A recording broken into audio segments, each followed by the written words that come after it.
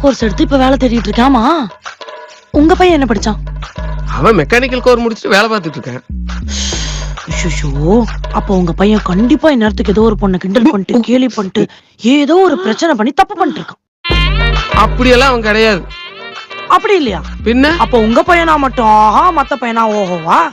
இல்ல புரியல. உங்க பையனா ஒண்ணு, மத்த பிள்ளைங்களா என்ன தண்ணி தெளிச்சு விட்டுருக்காங்களா வீட்டுல? அவங்க மட்டும் அப்படி நடந்துக்குவாங்களா? பதில் சொல்லுங்க. அம்மாடி, நீ கொஞ்சம் கோபமா இருக்கிற போல இருக்குது. நீ என்ன பண்றதுன்னு அப்புறமா யோசிச்சு வை. மாமா வந்து என்னால முடிஞ்ச ஹெல்ப் பண்றேன், சரியா? நீங்க பண்ண ஹெல்ப் வரைக்கும் போதும். காஃபி குடிச்சதும் போதும். வச்சுட்டு கிளம்புங்க.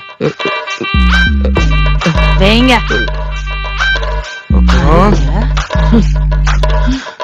தம்பி, டேய், ஏண்டி என் தம்பி அவமானப்படுத்தி பேசுறியா? உன் தம்பி அவன் குடும்பத்துல நடக்கிறதெல்லாம் உன்கிட்ட வந்து ஒப்பிக்கிறானா? சொல்லு.